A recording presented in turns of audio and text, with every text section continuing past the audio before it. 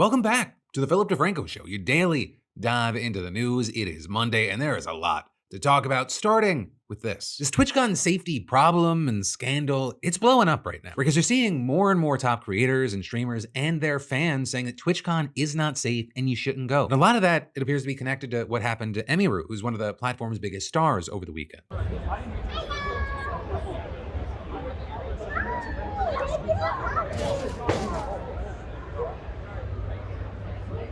Whoa. Right in the video, you see this just massive dude walking up to her during a meet and greet and attempting to kiss her before being shoved off by security. All of which, among other things, sparked a ton of questions about how this was even possible and whether Twitch was taking security seriously. Right on paper, they claim to be, especially because leading up to the event, figures like Pokimane, Hassan Piker, Valkyrie, and Cutie Cinderella all claimed that they weren't going over safety concerns. And after that, you had Twitch CEO Dan Clancy bending over backwards to say that security would be beefed up at the event. And at the very least, you would think that would especially be the case for Emiru, who is one of the only massive creators still going to the event, right? And then with that, you had many saying it felt like it was only after the clip of the assault went viral that Twitch addressed it, saying in a tweet, "The safety and security of all those attending TwitchCon is our highest priority. The behavior displayed by the individual involved in the incident yesterday involving a high-profile streamer was completely unacceptable and deeply upsetting." With them then going on to say, "We immediately blocked this individual from returning to the TwitchCon premises, and they are banned indefinitely from Twitch, both online and in-person events." Right, and then on top of that, they changed the system to stop allowing people at official meet and greets to bring a +1. But then with that, what you quickly saw were people pushing back against Twitch's statement. You had people pointing to the incident and the clip, noting that in the entire 2-minute, 20-second version of the video, you can clearly see the attacker just walk away. And also, probably the person to push back the most was Emiru herself. Right, not only did she tweet about it, she also went live to talk about the situation, how she feels Twitch failed completely, and how parts of their statement are misleading at best. And so you had things like, according to her, it actually wasn't Twitch's security that stepped in to save Emiru, but her own private security. But also, it's not like Twitch's security wasn't around. The guy had to pass 3 or 4 other checkpoints to even get close to Emiru. It's just that it appears that they stood around during the incident and afterwards. But also, one of the first things that she does do is thank the person who posted the video. I don't think that Twitch would have put out an official statement if that clip wasn't posted and going viral. And even after the fact that that clip was posted and going viral, as far as I know, the other people who had meet and greets today were not reached out to ask if they wanted extra security. You also had Emmy confirming a lot of the things that people were speculating about online. So for example, I was doing my meet and greet and I've seen people saying that it was an obligation given to me, like to be a featured creator and to have my show, I had to do a meet and greet, which is true. I was told that I had to do a meet and greet. But as far as I know, there's some people that canceled. Regardless, I didn't cancel. I thought it was going to be fine. So I show up at 4, I'm doing my meet and greet. And he also confirmed that Twitch actually did permaban her favorite security guard after he held onto a stalker until law enforcement came at a previous TwitchCon, which was definitely something that shocked a lot of people because clearly Emiru needs security, and just at a glance, it looks like Twitch's response to her effective security was to ban them. And then also a big thing is that Emmy pushed back on the claim that Twitch quickly dealt with the guy. Because 1, it was apparently her manager who called the police and talked with them. 2, it apparently took hours for the guy to be tracked down. And 3, it took Twitch 2 hours to approach Emiru's team about the assault. And my manager comes back to me and she's upset. She's like, "Okay, I've been talking to Twitch people and I'm really upset because I noticed a lot of negligence around the event and I'm not happy with the way that they're handling it now." And I'm like, "What do you mean?" She's like, "Well, I asked them, like, what are they gonna do about this? And you know what they said initially? They said, oh, well, he's banned from the platform for 30 days.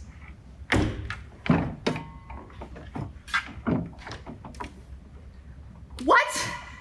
And then she's obviously like, hello? Like, that needs to be indefinite. What the fuck are you talking about? Also, that's like nothing to do with anything. No one gives a fuck if he's banned on Twitch or not. Like, we're talking about the convention here. So they change it to indefinite. Takes an hour for that to happen, by the way. These 2 people are the head of security for Amazon and the head of risk for Twitch. Right, and with all this, you had Emiru spending a lot of time asking how smaller creators are supposed to feel safe during this if she can't. But she apparently spends tens of thousands on security for these events, and clearly people with 50, 100, or even 1,000 viewers, they can't do that. Even though really, it always just takes one person. They could be in just as much danger with crazy fans. You know, while you had her addressing this in a live stream, I feel like another thing that should be noted, she apparently ended up only spending like a few minutes to calm down before finishing her meet and greet, and then she had to go live on stage for a show. That is not to say that this is even remotely normal, and she made it very clear that this was her last TwitchCon and she'd never be attending again, and that she is definitely pressing charges against the guy. Right, and so with all of that, as you'd expect, there have been a ton of reactions. And so you had things like Taylor Lorenz speaking to Twitch CEO Dan Clancy and asking what Twitch was doing to prioritize safety, and he said, "The safety of our creators is the top priority. The challenge we face is a challenge in today's society. It's not limited to Twitch. It extends throughout our society. I do think that when you're live streaming, in many ways, since you control your community and you can ban people, you can make it so that those people that you don't want engaging with you and participating with you aren't there. Okay, it's very different. You know, when I use other short form content and people say all sorts of stuff, well, I can't stop that. But when I live stream, they basically don't bother me. Now, what happened yesterday obviously was something that we care deeply about, securing this environment. You know, we're looking very closely at everything that happened there, and I care deeply about Emmy. She's a friend of mine, and so I want to see how we can support her. Though that response, it felt kind of anemic to most, and it kind of just reinforced statements from people like Moistcritikal, who have long avoided live events like this over safety concerns. Right, and now, after what happened, you had him saying, "Now, as a result of the assault that Emiru experienced at their event, they are going to be having a stronger security presence at further meet and greets that are scheduled." The question begs to be asked, why wasn't that an emphasis beforehand?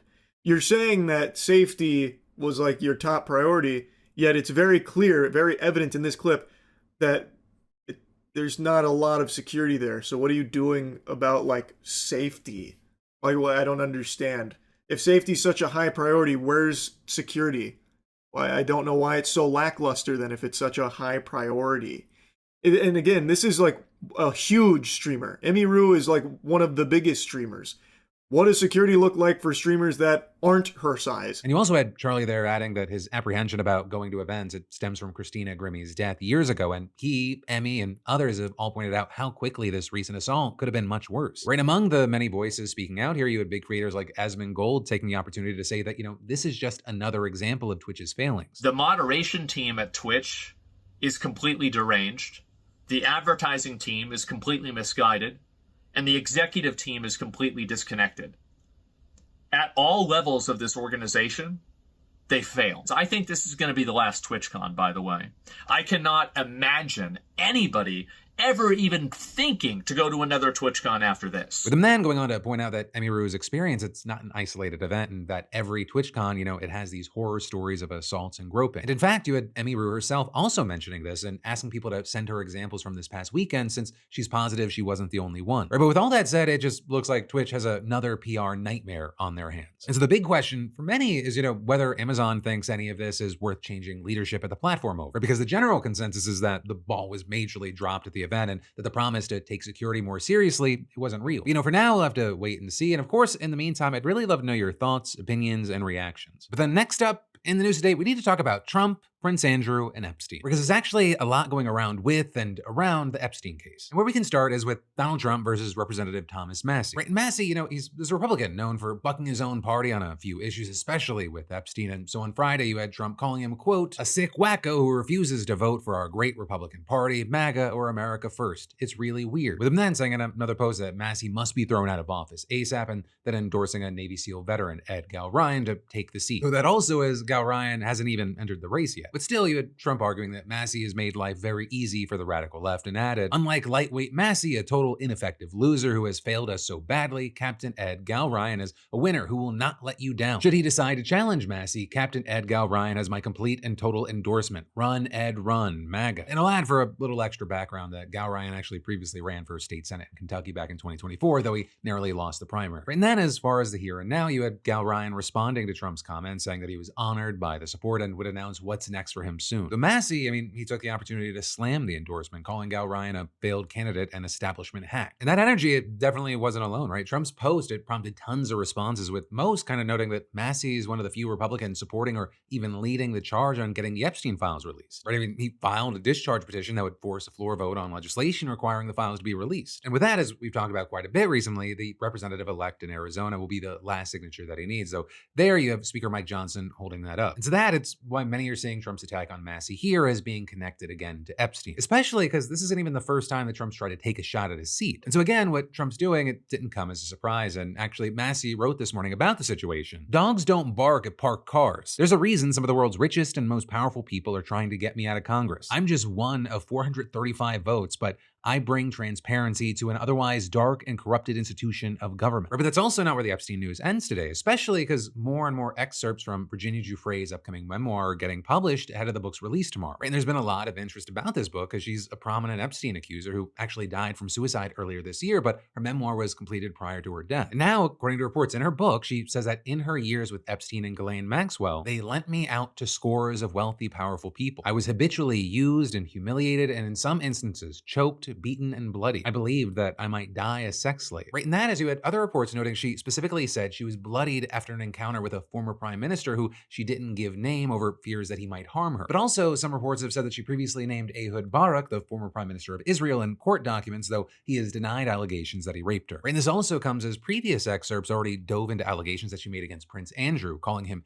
entitled as if he believed having sex with me was his birthright. And actually, on Friday, Prince Andrew announced that he would stop using his royal title, the Duke of York, amid all this fallout, writing that after speaking with the king, we have concluded the continued accusations against me distract from the work of His Majesty and the royal family, saying I have decided, as I always have, to put my duty to my family and country first. I will therefore no longer use my title or the honors which have been conferred upon me. As I have said previously, I vigorously deny the accusations against me. And that really just being the latest, as he already stepped away from his royal duties back in 2019. But also, I'll say, this news shouldn't be confused with him not being a royal anymore. He's still the son of Queen Elizabeth. He remains a prince and is still eighth in line for succession. And so it's why you have many saying, more needs to be done to hold Prince Andrew accountable. Right? And there's a ton of pressure right now on both the royal family and the UK government to use powers that would formally strip him of his titles. And in fact, you had Virginia Giuffre's brother saying it needs to go past his Duke honor and he should no longer be a prince. And then also with this, you have the news that the Metropolitan Police in London are saying that they're looking at claims about Prince Andrew. Though with that, I'll say they're not investigating sexual assault claims directly. Instead, they're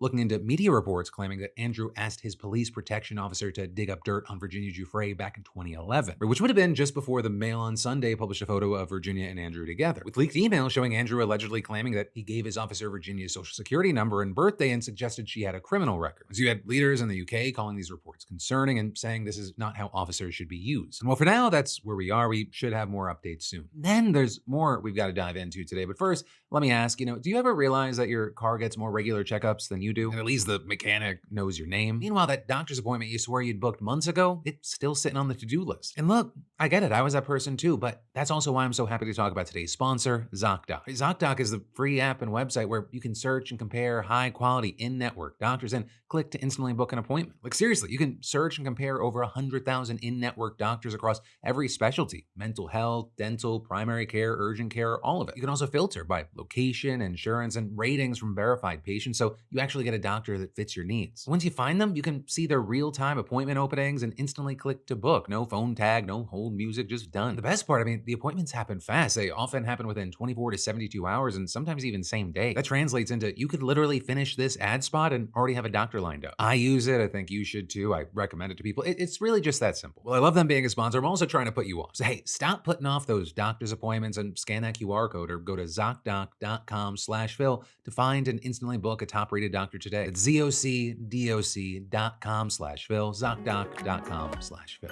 But then next up in the news, being a Trump supporter, it's a get-out-of-jail-free card, and the president wants you to know this. Basically saying it's not wrong versus right, it's right versus left, it's loyalty over reality. Now, the latest to benefit from this is disgraced former Congressman George Santos, because you had Trump on Friday announcing on social media, George Santos was somewhat of a rogue, but there are many rogues throughout our country that aren't forced to serve 7 years in prison. With that, he pointed to Democratic Senator Richard Blumenthal's false and misleading claims in the past that he served in Vietnam and argued, this is far worse worse than what George Santos did, and at least Santos had the courage, conviction, and intelligence to always vote Republican, with him hitting that in all caps in case his message wasn't clear enough. And adding, George has been in solitary confinement for long stretches of time and by all accounts has been horribly mistreated. Therefore, I just signed a commutation releasing George Santos from prison immediately. Good luck, George. Have a great life. So where we should start here is, well, what did George Santos actually do? That's an important thing for informing your opinion. So what you had was a man who was elected as a representative for New York's 3rd Congressional District back in 2023. Then you soon had outlets reporting that he had made up key details on his campaign biography, including about his education, past work, experience, and religion. But then very importantly, that is not where it ended, because in 2023, a congressional ethics investigation found that he had improperly spent campaign funds on things like Botox, designer clothes, and OnlyFans. With that then leading to him actually getting expelled from Congress, and in 2024, he then pled guilty to wire fraud and identity theft in federal court, with Santos admitting to lying to Congress, stealing money from campaign donors, and fraudulently collecting unemployment benefits. And then regarding his sentence in April, you had Santos writing that the 7 years he received was a, quote,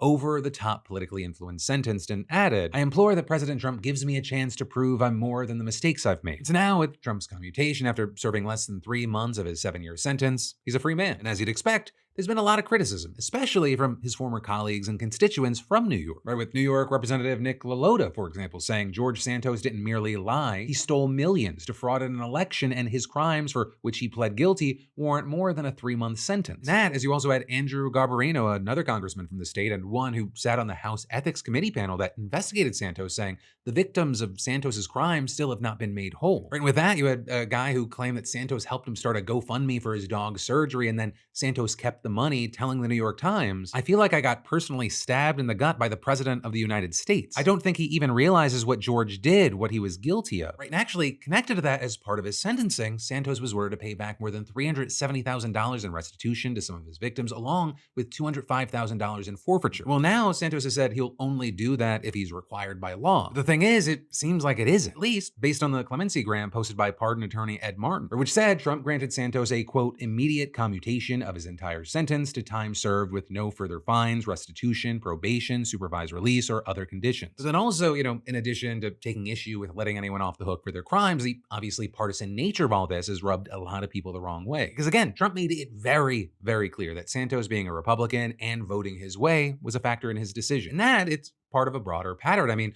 besides things like the January 6 pardons, which of course are standout, you also have things like the watchdog group Citizens for Responsibility and Ethics in Washington claiming that Trump has granted clemency to 16 corrupt politicians, with the vast majority being Republicans, though at least 2 were Democrats. So with all that said, you had several Republicans pushing back against this narrative. And that includes House Speaker Mike Johnson, as well as Santos himself, pushing back, pointing to Joe Biden's pardoning of his son Hunter. And then there's a lot of people who were upset with President Biden who pardoned his entire family before he left office in an unprecedented move. So pardon me if I'm not paying too much attention to the curl clutching of the outrage of my critics and of the people predominantly on the left who are going to go out there and try to make a big deal out of something like this. And then also with this, you had Santos claiming that a guy who worked on his campaign and was later sentenced to 1 year in prison for wire fraud was a victim of arbitrary sentencing, and saying that he should have a commutation afforded to him as well. Right, and that is, you had Santos arguing that the sentence that he received was disproportionate, but also saying that his time in prison was a large slice of humble pie, right, and claiming that the experience was so transformative that he would now be devoting his time to advocating for prison reform. And also probably getting back out on the podcast circuit, because he just can't keep this diva down. But then next up,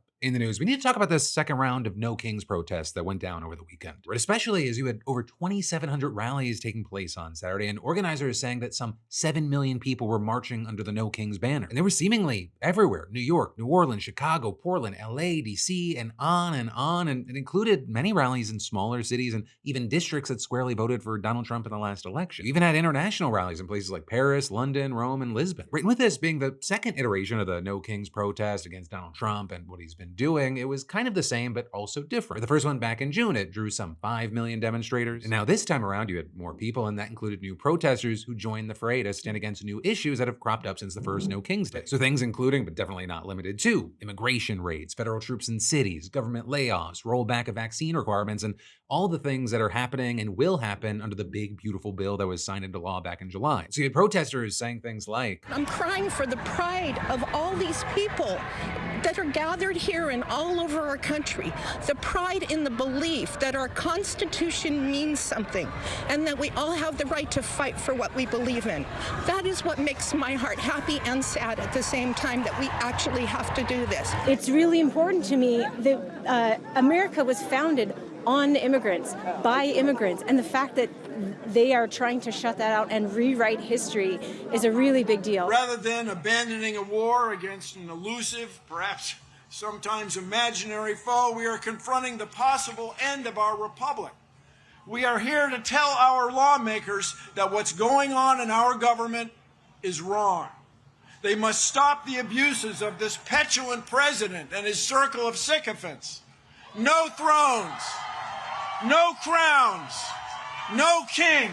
Also, I'll say another notable difference this time around were the costumes, because you had a number of people at these rallies just wearing silly costumes, including inflatables. You know, we talked about this on the Crashing Out pod, but it feels like a lot of people are doing this to establish the fact that these protests are in fact peaceful and non-violent. And you had one protester in LA saying it's really hard to call something a war zone when you look at something and it's just a block party and people in Halloween costumes. And then also, you know, people are doing it in response to a viral video of an ICE agent firing pepper spray directly into the air vent of a protester's frog costume. But that's not to say like everyone's loving the costumes, right? That's even resulted in its own controversy. Or you have some saying if you have this inflatable frog or dinosaur, it makes it hard to take the cause of the protest seriously. But with that, I'll say one, this is my opinion, I think that criticism misses the point of why that's happening. And two, the controversy and debate around that, it's pretty small compared to the other things we've seen connected to Saturday's events. Because as you can imagine, Trump and Team Trump had several things to say about the protests. And in fact, part of Trump's response to millions of people across this country protesting his administration, accusing him of trying to be a king, was to share an AI-generated video of him in a crown, flying a jet, spraying sewage all over them. Though that also wasn't the end of it. He shared another AI-generated video originally posted by JD Vance on Blue Sky of him putting on a crown and robe in front of kneeling Democratic leaders like Nancy Pelosi and Chuck Schumer. Though Trump said that those posts were meant to be a tongue-in-cheek moment, and he then further responded to the protesters by telling reporters while on Air Force One, "We're checking it out.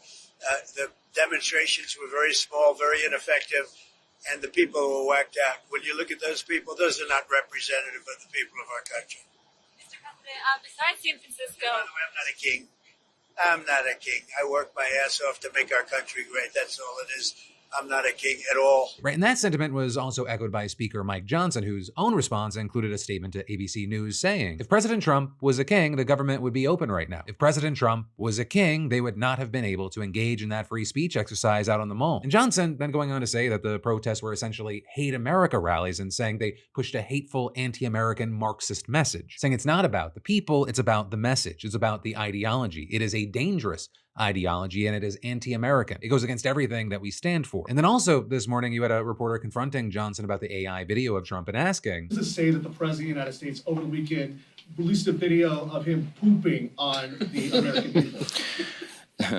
The president uses social media to make a point. You can argue he's probably the most effective person who's ever used social media for that.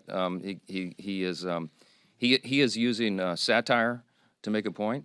He is not calling for the murder of his political opponents. Right, and then as far as other responses from Team Trump and Republicans, it's been a bit mixed. Right, some have dismissed the protests as inconsequential, including White House spokesperson Abigail Jackson, who responded to a request for comment about the protest with the response, "Who cares?" And that is you had Veterans Affairs Secretary Doug Collins posting on X the day of the protest, "Good morning to my fellow Americans who are celebrating No King's Day today. While most of us celebrate this reality on July 4th, you do you." Though this also is you had people agreeing with Johnson, denouncing the protests as un-American and accusing the left of catering to a part of their base that is, quote, made up of Hamas, terrorists, illegal aliens, and violent criminals. Which, I'll just say, you know, that was the news, my opinion, wild, but not unexpected response. One, peaceful protests, one of the most fucking American things ever. Two, this is just yet another example that if you are critical of Netanyahu's government, apparently you're fucking Hamas. And three, yeah, obviously, you must be a violent criminal or an illegal alien if you think that, I don't know, everyone deserves due process. Especially in the face of a president who, among other things,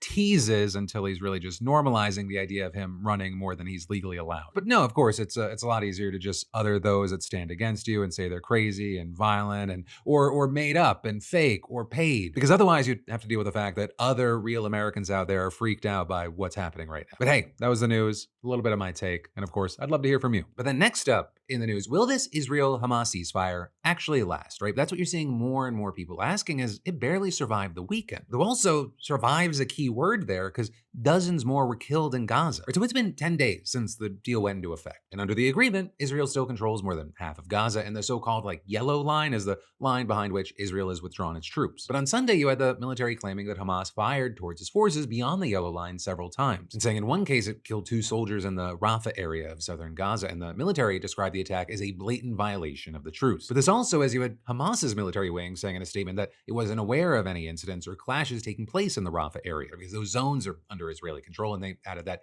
contact had been severed with its groups that remained there. And actually later had Trump seeming to back that up, speaking to reporters on Air Force One last night and saying, "We want to make sure that it's going to be very peaceful with Hamas. As you know, they've been quite rambunctious. They've been doing some shooting, and we think maybe the leadership isn't involved in that, some rebels within, but either way, it's going to be handled properly. It's going to be handled toughly, but properly." But before all that, you had Israel deciding to close all crossings into Gaza, halt the delivery of humanitarian aid, and the military also announced that it had launched strikes into the area that the soldiers had been killed to, quote, eliminate the threat, including by taking out tunnel shafts and other military structures. By the afternoon, you had the military widening the assault, saying that it had struck dozens of Hamas targets throughout the Gaza Strip, and those strikes yesterday, they reportedly killed at least 44 people throughout the territory. And that brings the total number to at least 97 Palestinians killed since the start of the ceasefire, according to Gaza's government media office. Because even before yesterday, several were reportedly killed in connection to alleged violations of the yellow line. And so on Friday, for example, the Israeli military fired on a vehicle in northern Gaza, killing at least 9 people, including 4 children, according to a rescue service that's part of Gaza's interior ministry. And as far as Israel, you had their military claiming that in addition to crossing the line, the vehicle appeared suspicious and ignored soldiers' warning shots. But then on the flip side, you have many noting that Gazans are confused about where exactly this line is, right? And that's assuming they can even access the internet and figure out the maps. That said, you have the Israeli military now reportedly putting up physical markers along the yellow line to make sure that it's clear, so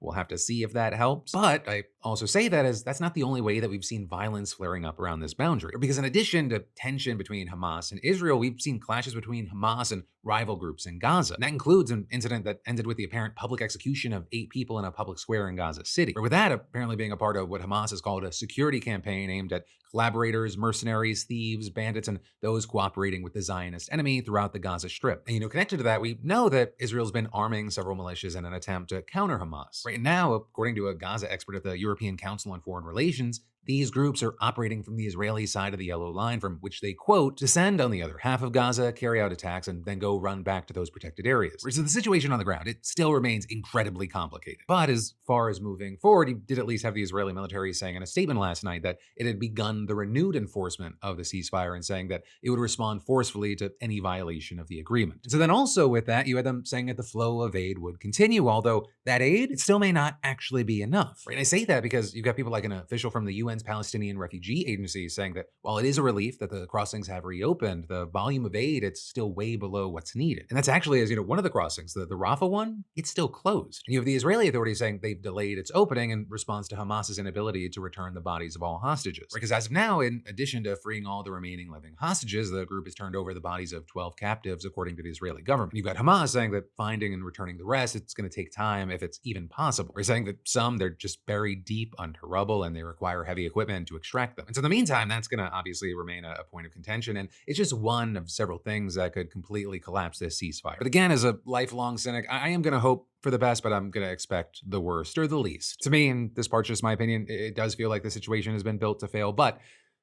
time will tell if I'm being a realist or just a cynic. But that is where your show is going to end today, but there's even more just a click away. You've got that new episode of my podcast, In Good Faith. This week, we had Ben Rhodes from Pod Save the World on, or you've got the newest episode of the Philip DeFranco Show if you weren't the quickest to this one. And whether it be PDS or Pod, you can watch on YouTube, Spotify, or Apple Podcasts. Links in the description. But regardless of what you do with those fingers right now, let me just say thank you for watching. I love yo face, and I'll see you right back here tomorrow.